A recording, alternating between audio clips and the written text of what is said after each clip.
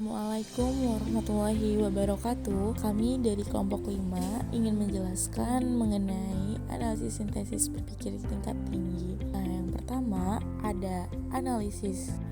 Analisis adalah proses membagi topik menjadi komponen-komponen untuk mengungkap hubungan antara fakta dan memahami bagaimana keseluruhan terbentuk.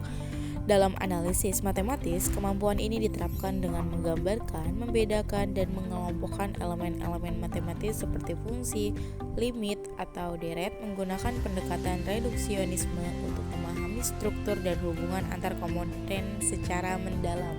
Lalu ada sintesis, yaitu proses memahami sesuatu dengan melihat hubungan dan fungsinya dalam lingkungan. Sintesis melibatkan kemampuan menghubungkan bagian-bagian menjadi keseluruhan baru atau menyusun formulasi baru. Sintesis matematis melibatkan integrasi konsep-konsep matematika untuk menciptakan struktur baru atau solusi inovatif, menjadikannya bagian dari kemampuan berpikir tingkat tinggi dalam taksonomi Bloom. Nah, keduanya ini memiliki hubungan satu sama lain loh guys. Jika analisis itu memecah topik menjadi komponen untuk memahami hubungan antara fakta dengan pendekatan reduksionisme, maka sintesis itu menghubungkan komponen untuk membentuk keseluruhan baru. Secara umum, analisis berfokus pada memecah dan memahami komponen, sedangkan sintesis berfokus pada menggabungkan dan menciptakan pemahaman baru. Bersama-sama keduanya merupakan pendekatan integral dalam berpikir tingkat tinggi sesuai dengan taksonomi Bloom.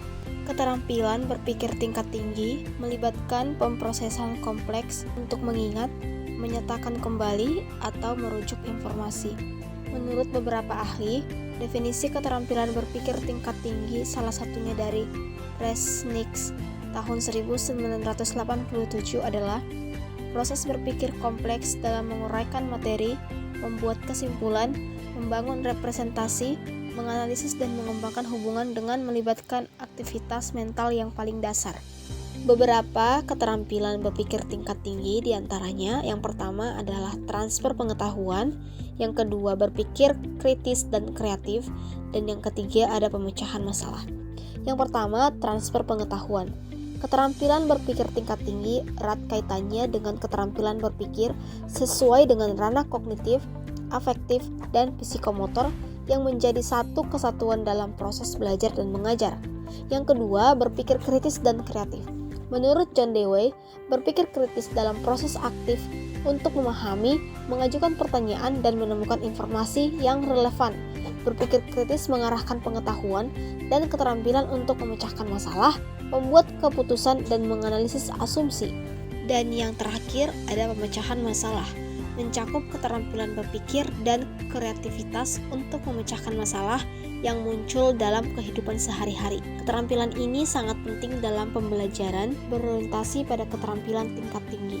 Ciri-ciri soal berpikir tingkat tinggi. Soal tipe HOTS menggunakan penalaran dan logika untuk mengambil keputusan, memprediksi, merefleksi, serta menyusun strategi dalam memecahkan masalah kontekstual yang tidak rutin. Kemampuan penting untuk menyelesaikan soal HOTS adalah menginterpretasi, mencari hubungan antar konsep, dan mentransfer konsep atau konsep lain yang dikemukakan oleh Kemendikbud tahun 2017.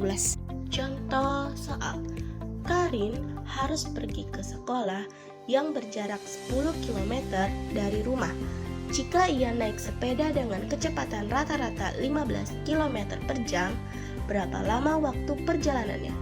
Dan jika ingin tiba 10 menit lebih awal dari biasanya, berapa kecepatan minimal yang harus ia tempuh? Penyelesaiannya menggunakan rumus waktu, yaitu jarak per kecepatan. Maka didapatkan adalah 0,67 jam atau 40 menit waktu yang dibutuhkan untuk perjalanannya.